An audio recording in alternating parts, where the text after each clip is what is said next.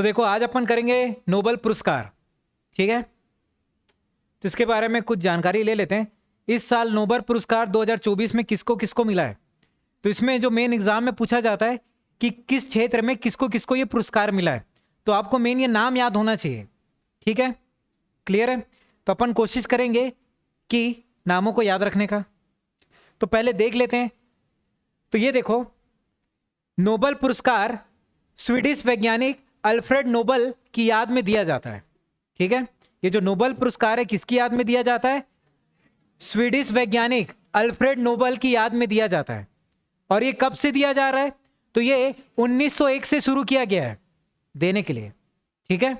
तो एक बात ये याद रखना कि नोबेल पुरस्कार क्यों दिया जा रहा है, तो स्वीडिश वैज्ञानिक अल्फ्रेड नोबेल के याद में दिया जा रहा है। कब से दिया जा रहा है? 1901, 1901। फिर दूसरा सवाल यह है कि नोबेल पुरस्कार कितने क्षेत्रों में दिया जाता है। तो ये टोटल 6 क्षेत्रों में दिया जाता है। नोबेल पुरस्कार कितने क्षेत्रों में दिया जा रहा है? टोटल 6 क्षेत्रों में दिया जा रहा है। अब वो 6 क्षेत्र क्या है, वो नाम भी याद रखना, ठीक है। तो पहला है, देखो, मेडिसिन, ठीक है, चिकित्सा के क्षेत्र में, फिजिक्स, भौतिक के क्षेत्र में, केमिस्ट्री, रसायन के क्षेत्र में, फिर पीस, शांति के क्षेत्र में, लिटरेचर और इकोनॉमिक्स, इकोनॉमिक्स बोले तो अर्थशास्त्र। इन 6 क्षेत्रों में अपने को नोबेल पुरस्कार दिया जाता है। कितने क्षेत्रों में? 6, ठीक है। 6 क्षेत्र याद हो जाएंगे, चिकित्सा, भौतिक, रसायन, शांति, साहित्य और अर्थशास्त्र। इन 6 क्षेत्रों में नोबेल पुरस्कार दिया जाता है।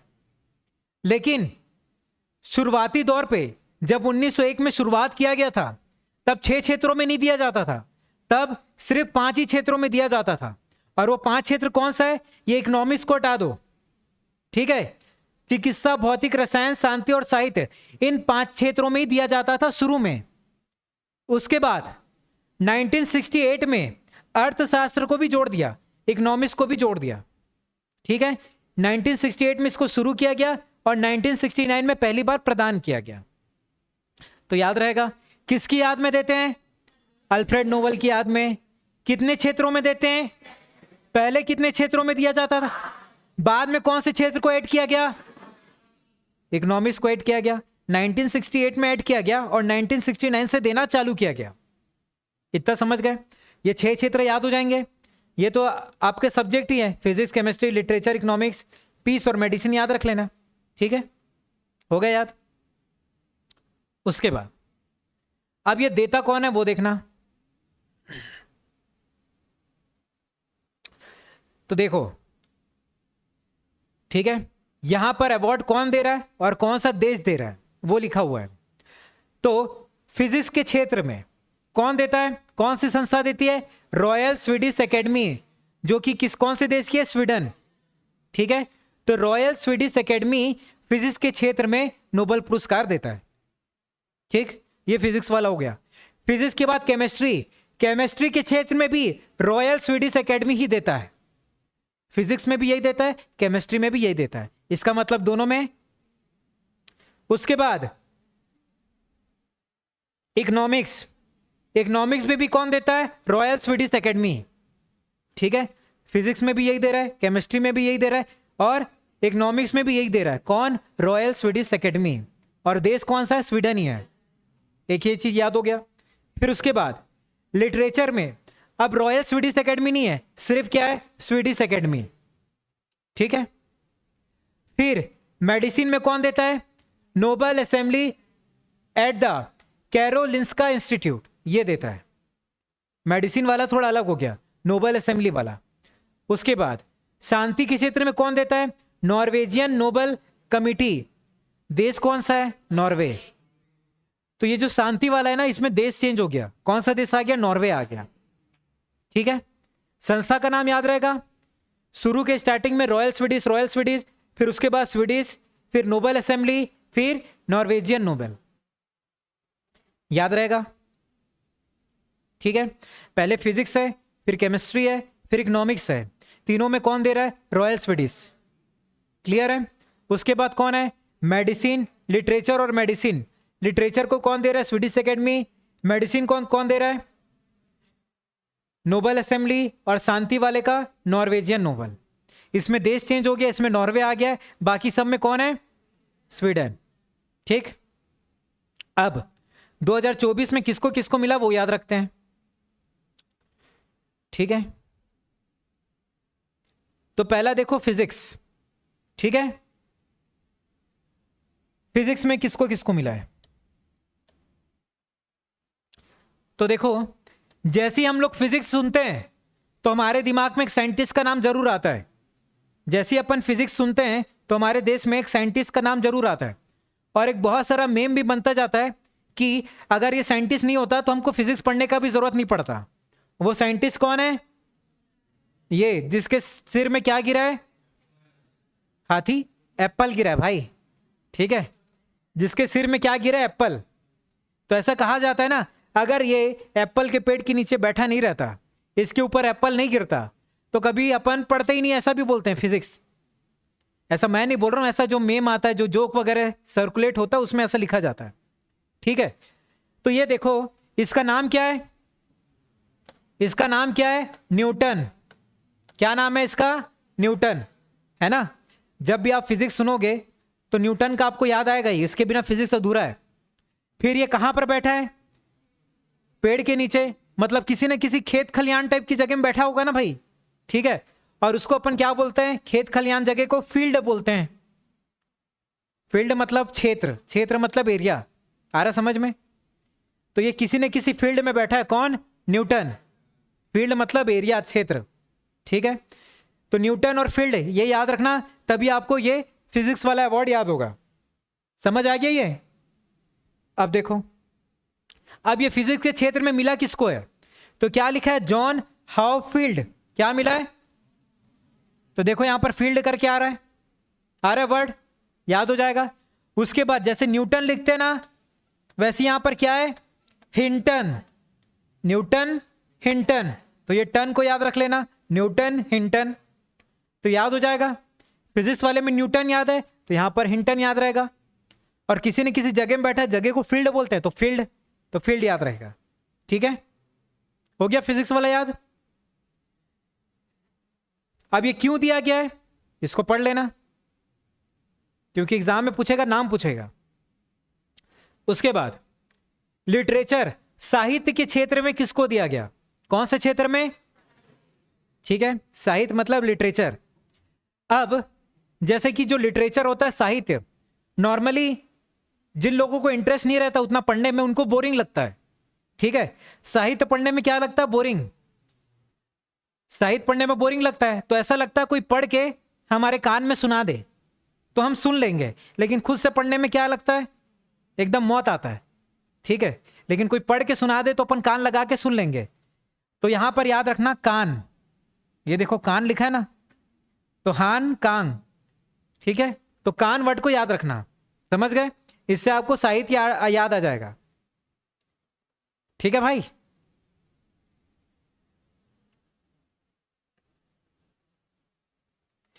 तो यह प्राइज उन्हें उनकी गहरी पोएटिक राइटिंग के लिए दिया जाता है, तो याद रहेगा। तो क्यों दिया जा रहा है वो आप रीड कर लेना। उसके बाद मेडिसिन, ठीक है, चिकित्सा के क्षेत्र में। चिकित्सा, देखो अभी एक टाइम आया था कोरोना वाला, उसमें हर एक आदमी मेडिसिन खाया है। सर्दी वर्दी हो जाता था ना, तो सर्दी के टाइम में एक मेडिसिन बहुत ज्यादा काम करता था, बताओ कौन सा? विक्स। यहां पर विक्टर लिखा है ना, उसको विक्स करके याद रखना। आ रहा समझ में? कौन सा मेडिसिन? विक्स। सर्दी जुकाम में बहुत काम आता था। कौन? विक्स। अगर कोई व्यक्ति अपने घर में विक्स का मेडिसिन यूज नहीं कर रहा है तो उसकी मां उसको क्या देगी? गारी देगी कि नहीं? ठीक है, तो मेडिसिन वाला याद रहेगा। कौन सा मेडिसिन? विक्स। नहीं खाओगे तो क्या पड़ेगा? गारी। और इसको याद नहीं करोगे तो भी क्या दूंगा मैं? तो याद रहेगा, विक्टर एम्ब्रोस और गैरी रुवकुन। ठीक है, अजीब सा नाम है। तो आपको ये शब्द याद रखना है, क्योंकि ये शब्द आपको हमेशा तो याद नहीं रखना है। अभी 2024 से रिलेटेड करंट अफेयर जो एग्जाम में क्वेश्चन पूछेगा उससे रिलेटेड आपको याद रखना है। ठीक है, तो आपको ये शब्द याद रहेगा तो आपको पूरा याद आ जाएगा ना, पूरा दुनियादारी दिमाग लगाने की जरूरत पड़ेगा क्या? नहीं। उसके बाद फिर शांति के क्षेत्र में नोबेल अवार्ड दिया गया है। ठीक है, तो ये किसको दिया गया है? निहोन हिदानक्यू। ठीक है, अब जैसे कि मैं पढ़ाता हूं, फिर उसके बाद आप लोग हल्ला करते रहते हो मेरे जाने के बाद। मैं आपको बोलता हूं भाई शांति से पढ़ो, तो आप लोग क्या बोलते हो? क्यों शांत रहे। तो यहां से याद रखना क्यों, क्या लिखा है यहां पर? तो शांत रहने बोलेगा कोई तो आप क्या बोलोगे? क्यों शांत रहूं भाई, मेरा मुंह है मैं बोलूंगा ऐसा करके। तो शांत क्यों, तो शांत क्यों रहना है। ठीक है, उसके बाद है इकोनॉमिक्स। याद हो रहा है कि नहीं सबको? उसके बाद इकोनॉमिक्स। इकोनॉमिक्स मतलब अर्थशास्त्र।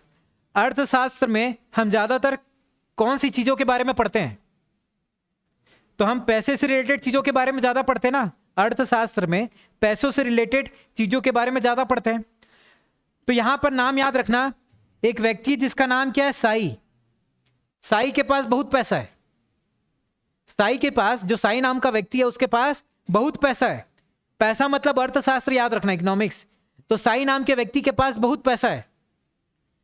अब उसके पास ज्यादा पैसा है तो उसको क्या लग रहा है? डर। उसको बहुत डर लग रहा है। उसके पास ज्यादा पैसा है साई के पास, तो उसको क्या लग रहा है? डर। क्यों डर लग रहा है? क्योंकि कोई चोरी ना कर ले। चोरी मतलब रॉब। रॉब मतलब इंग्लिश में रॉब का मतलब होता है, मतलब हिंदी में रॉब का मतलब होता है चोरी। तो साई के पास बहुत पैसा है तो उसको डर लग रहा है कि कहीं चोरी ना हो जाए, रॉब ना हो जाए उसका पैसा। क्लियर है? याद हो गया? उसके बाद है केमिस्ट्री। अब जैसे कि मैं एक वर्ड बोलूंगा बेकिंग सोडा, तो आपको कौन सा सब्जेक्ट का याद आएगा?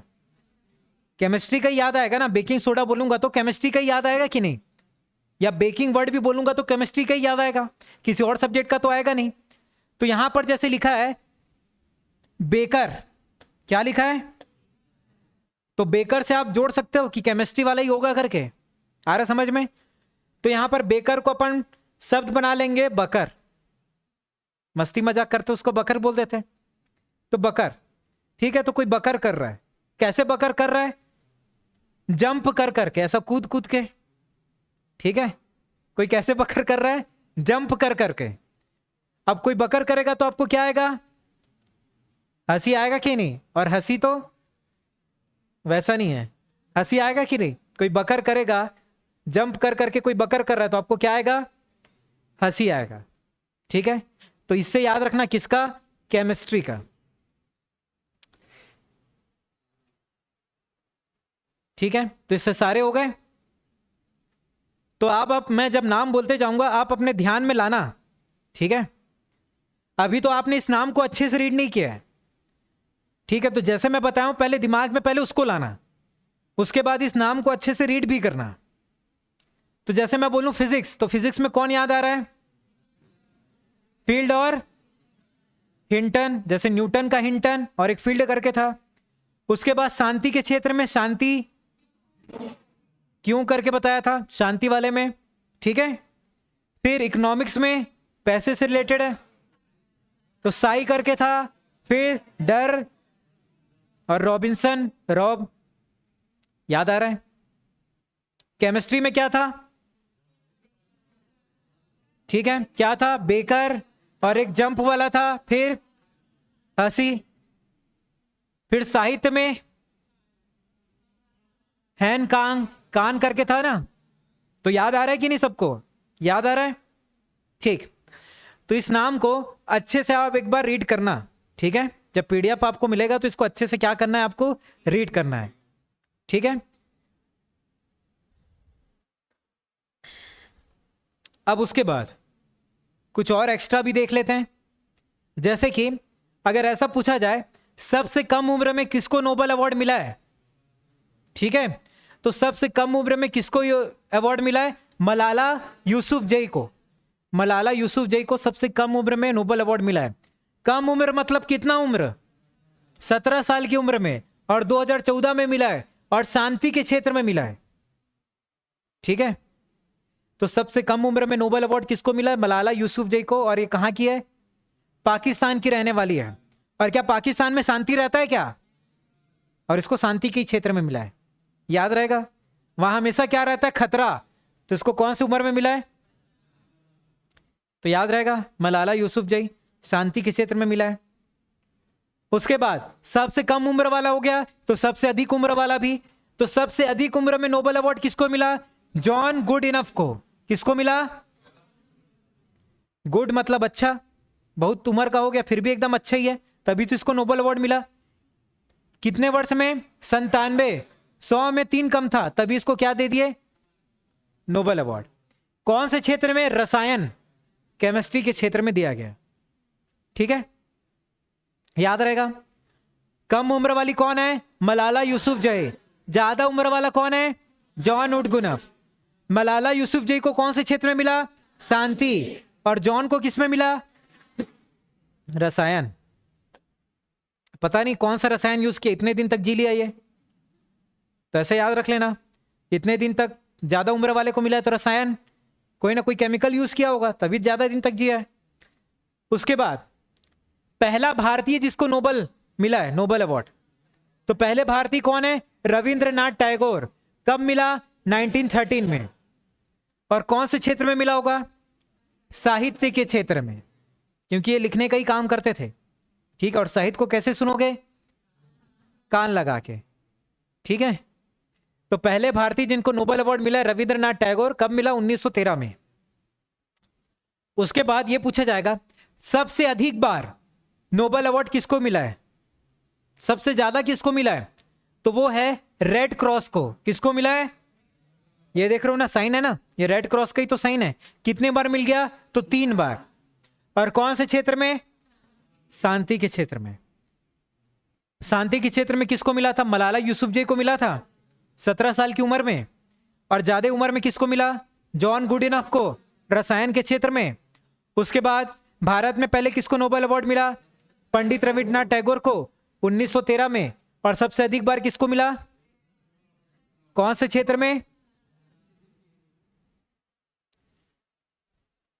उसके बाद फिर एक व्यक्ति हैं जिनका नाम है फ्रेडरिक सेंगर। तो इनको नोबेल अवार्ड 2 बार मिला है, एक 1958 में और एक 1980 में। 2 बार मिला, और दोनों बार रसायन के क्षेत्र में मिला है। ठीक है, दोनों बार कौन से क्षेत्र में मिला? रसायन, केमिस्ट्री के क्षेत्र में। ठीक है, फ्रेडरिक सेंगर को 2 बार मिला नोबेल अवार्ड, कौन से क्षेत्र में? रसायन। ठीक है, इनको 2 बार केमिस्ट्री में मिला। तो इनको जॉन वार्डिन को 2 बार फिजिक्स के क्षेत्र में मिला, 1956 और 1972 में। इनको 2 बार केमिस्ट्री में मिला, इनको 2 बार। समझ गए बात?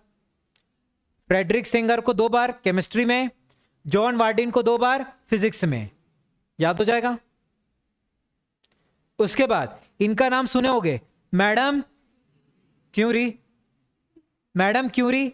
ठीक है, अब ये एकमात्र महिला है जिनको फिजिक्स के क्षेत्र में भी मिला है और केमिस्ट्री के क्षेत्र में भी मिला है। इन ऊपर वाले में क्या था? इनको 2 बार केमिस्ट्री, इनको 2 बार फिजिक्स। और इनको क्या मिला? फिजिक्स में भी मिला, केमिस्ट्री में भी मिला। किसको? मैडम क्यूरी को। ठीक है, याद रहेगा।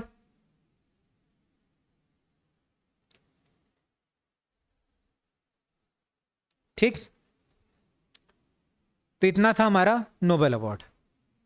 तो उम्मीद करता हूं कि 2024 का नोबेल अवार्ड आप सबको याद हो गया होगा। याद हो गया? ठीक है।